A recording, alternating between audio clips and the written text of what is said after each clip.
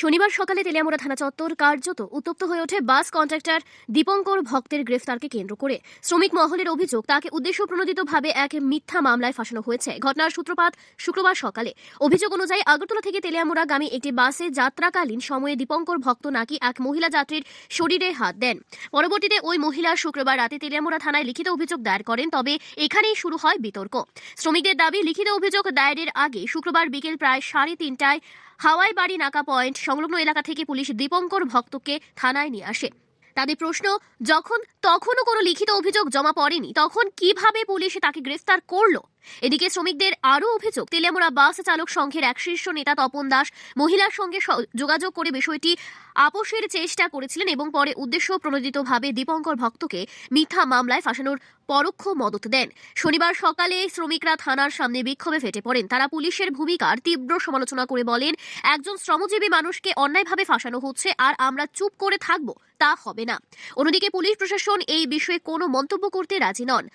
তবে জানা গেছে, গ্রেফতার হওয়া দীপঙ্কর ভক্তকে শনিবারই খোয়াই জেলা আদালতে পেশ করা হয়েছে। পুরো ঘটনাকে কেন্দ্র করে শ্রমিক মহলে তীব্র ক্ষোভ এবং উত্তেজনা ছড়িয়েছে। তাদের বক্তব্য, যদি অপরাধ প্রমাণিত হয় আইন অনুযায়ী শাস্তি হোক, কিন্তু যদি অভিযোগ মিথ্যা হয় তবে দোষীদের বিরুদ্ধেও ব্যবস্থা নিতে হবে। এই ঘটনাকে কেন্দ্র করে শহর জুড়ে এখন প্রশ্ন উঠছে, আইনের শাসন কি সত্যি নিরপেক্ষ?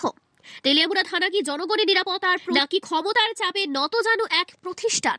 3টা থেকে 5:30 নাগাদ বিকাল, আর কেস রাত্র 10:30টার পরে।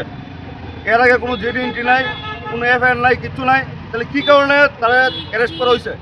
এটা হচ্ছে আমাদের মূল বক্তব্য। আর আমাদের যে নেতৃত্ব বিএমএস তপন দাস, তাহলে কী কারণে তারা ফোন করে আনছে, ওসিল কথা কইবে করেছিল, আয়তা রাস্তা থেকে তারা অ্যারেস্ট করে নিয়েছে। এটা হচ্ছে মেন বক্তব্য। কেস ছাড়া কি একটা মানুষ একজন পুলিশ পার্সন গিয়ে অ্যারেস্ট করতে পারে? বা এফআইআর ছাড়া, জিডি এন্ট্রি ছাড়া? তাহলে প্রমাণ দেখাইতে কল কটার সময় অ্যারেস্ট করছে, কটার সময় কেস এন্ট্রি হয়েছে, বিনা কারণে কী কারণে আইন না পরে এটা কেস এন্ট্রি হয়েছে। এটা পুরো সাজানো গুছানো ট্রাইবাল বাঙালির মধ্যে লাগানোর লিগে ওসিয়া তোমাদের বিল যুক্ত। কি করতেছেন উদ্দেশ্য প্রণোদিতভাবে, মানে ওই ইয়ের ফাঁসানো হয়েছে? উদ্দেশ্য করে এটা করা হয়েছে।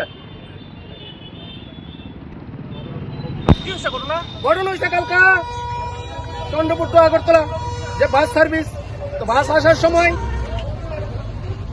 কি জানি জায়গাটার নাম হয়েছে চম্পনগর থেকে এক ভদ্রমহিলা উঠেছে গাড়ি। হ্যাঁ, ভদ্রমহিলা উঠার পরে ভদ্রমহিলা অনেকক্ষণ যাত্রী চলে আসলো। চলে আসার পরে নাকি বলছে ড্রাইভার নাকি উনার শোলে হাত লেগেছে, কন্ট্রাক্টর ড্রাইভার যাও হাত লেগেছে বলে নেমে এসে 1 ঘন্টা পরে ওই এফআইআর করেছে, ওই কন্ট্রাক্টর নাকি উঠে শরীরে হাত দিয়েছে। গাড়ির মধ্যে তো অনেক যাত্রী ছিল। এইসব মিথ্যা মামলা দিয়ে কেস নিয়েছে, ওকে হ্যারাসমেন্ট করেছে, সারা রাত্র জেলে এই থানাতে বন্দি করে রেখেছে।